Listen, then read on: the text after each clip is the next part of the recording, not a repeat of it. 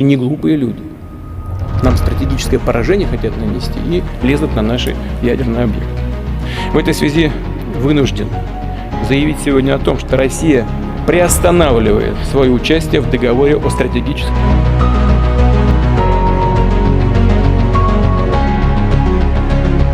5 update perang, Putin warning nuklir NATO jet Rusia meledak.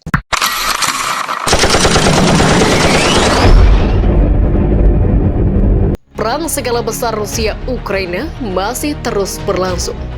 Meski telah memasuki lebih dari setahun, kedua pihak tidak sepakat untuk mundur.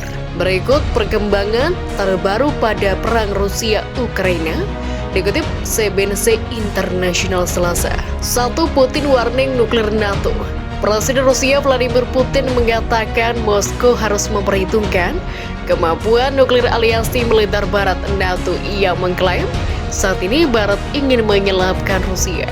Di mana-mana negara-negara NATO terkemuka telah memproklamirkan tujuan utama mereka untuk menjadi kekalahan strategis Rusia, agar rakyat kita menderita seperti yang mereka katakan. Bagaimana dalam kondisi ini tidak dapat memperhitungkan potensi nuklir mereka? Paparnya saat wawancara dengan Pavel Zarubin di saluran TV Rusia Saketu, dikutip Senin. Putin mengatakan Barat terlibat dalam kejahatan yang dilakukan oleh Ukraina dengan memasuk senjata ke negara itu, dan bahwa tujuannya akhirnya adalah untuk menghancurkan dan memecah belah Rusia. Mengemakan sentimen itu pada hari Senin, Menteri Luar Negeri Rusia Sergei Lavrov mengatakan Barat ingin mengisolasi dan bahkan memecah belah Rusia. Ia menambah bahwa tatanan dunia masa depan sedang diputuskan. 2. Pesawat mata-mata Rusia meledak. Juru bicara Angkatan Udara Ukraina Yuri Ihnat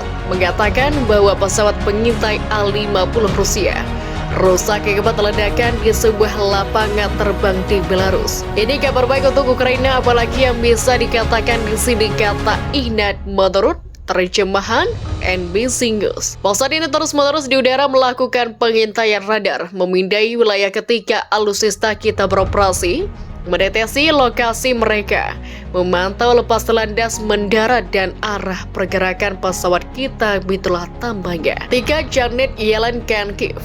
Menteri Keuangan AS Janet Yellen melakukan perjalanan dadakan ke Kiev dan bertemu dengan Presiden Ukraina Volodymyr Zelensky dan Perdana Menteri atau PM Ukraina Denis Shmyhal. Saat berada di Kiev, Yellen mengumumkan transfer pertama sebesar $1,25 miliar dari $9,9 miliar bantuan AS yang dijanjikan akan diberikan selama 3 kuartal pertama tahun 2023. Saya membawa pesan yang jelas ke Kiev dari Presiden Biden dan rakyat Amerika.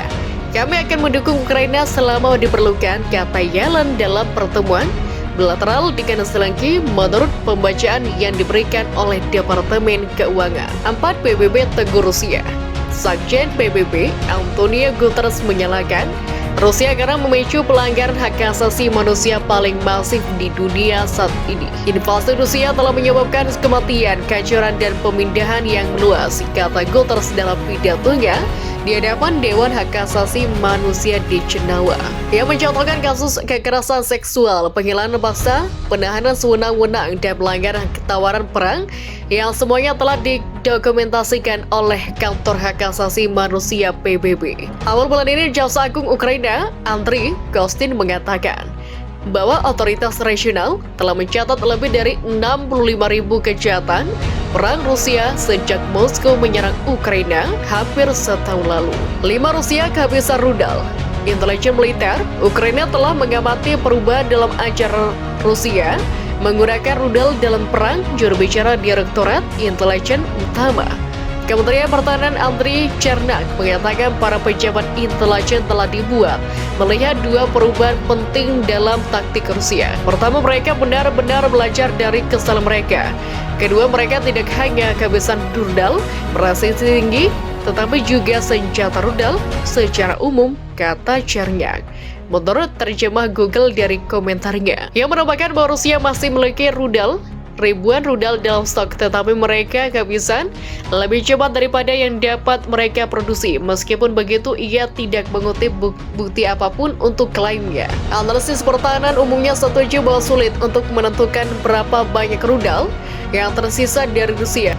Cernyaq mengatakan Rusia tidak dapat memproduksi lebih dari 30-40 rudal per bulan, dan rudal lama yang mereka miliki gagal karena kerusakan atau memiliki jangkauan serangan yang terbatas.